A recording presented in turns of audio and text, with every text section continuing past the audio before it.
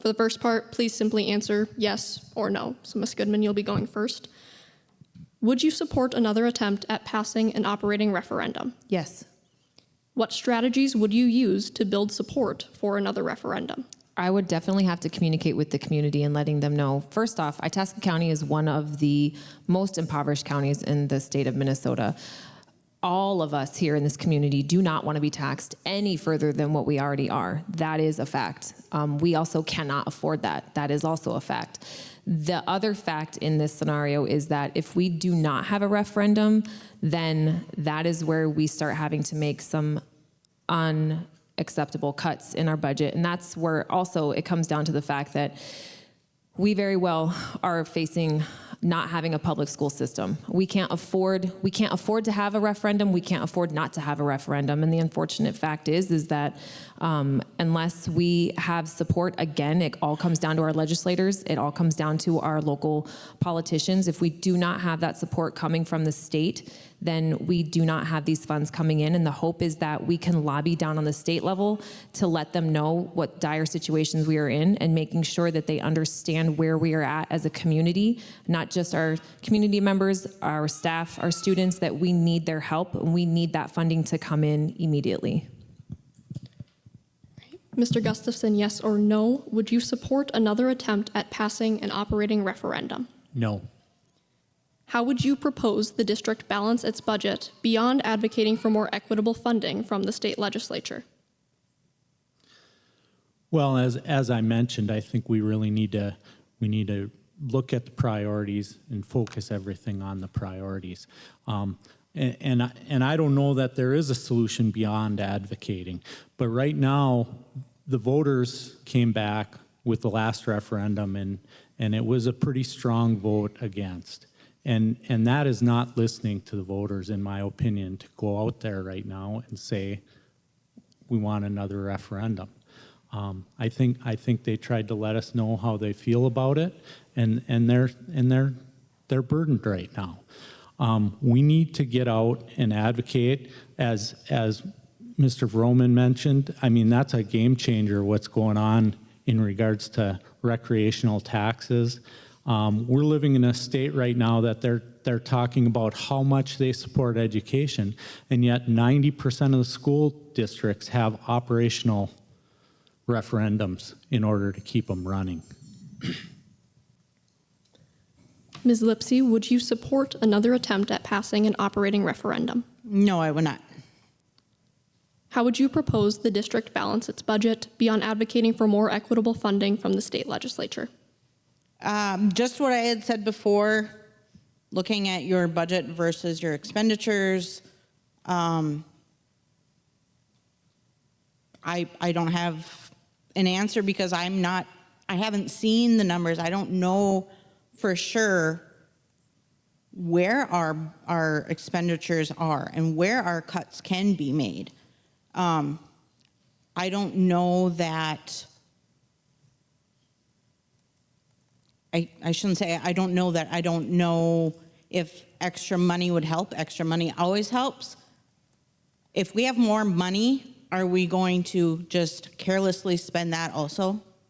I mean, we really need to hunker down. You can't just wastefully spend it. Maybe if we took some of Minnesota's, what they're giving to all these illegals being deported in, we could give it to the kids that actually need it.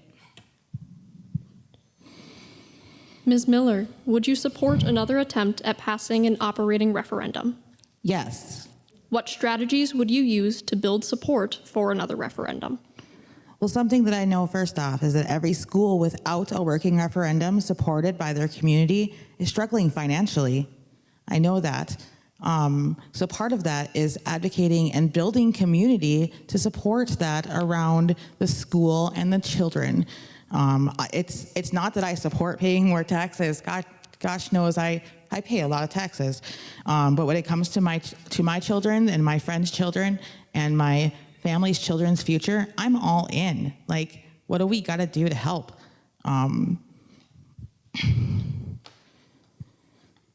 So I guess It comes down to maybe making myself uncomfortable and going out into the community and starting those conversations with people. As an introvert, that's a big challenge for me, but I'm willing to do it. Whatever I need to do to help these kids, I'm all in. Dr. Pearson, would you support another attempt at passing an operating referendum? Absolutely not. How would you propose the district balance its budget beyond advocating for more equitable funding from the state legislature? Well, I'll concur with the other business people on the board here that have balanced a budget before for their own companies and their own businesses. If you've got a product or service that nobody wants, you don't get funding from outside people. And I'm sorry, but our taxpayers in our district can see what's happening in the schools, what's being taught, what's not being absorbed by the kids, and yet we come to them with a referendum and say we need more money to keep this going. I'm sorry, a 2-to-1 butt kicking on that last referendum. Don't do it now. You'll just be insulting a lot of people. Let's get the scores up. Let's get more community involvement and exposure from the staff and everybody.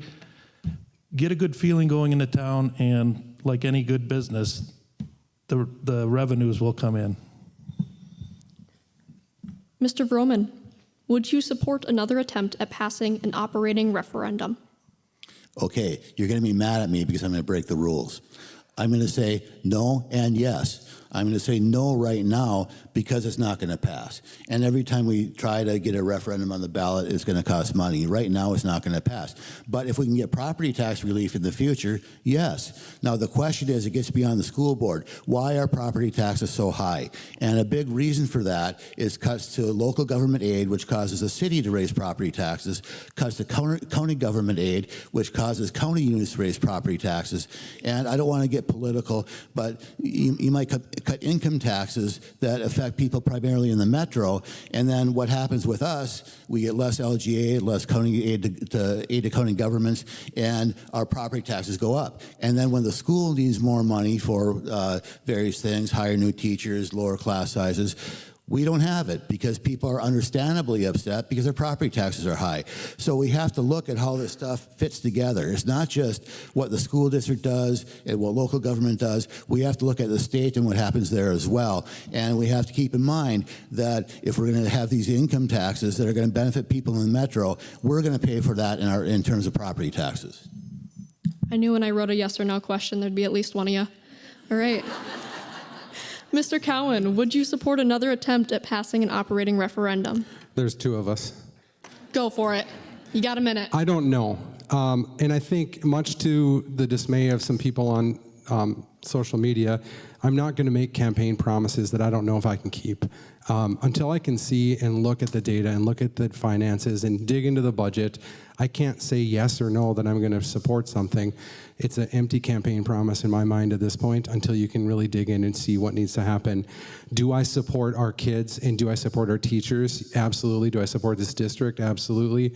Would I personally pay more money to make sure we have a great educational system in our communities? Yes, I would. But I don't know that I can say everybody needs to do it at this point until I can dig into the books and figure it out.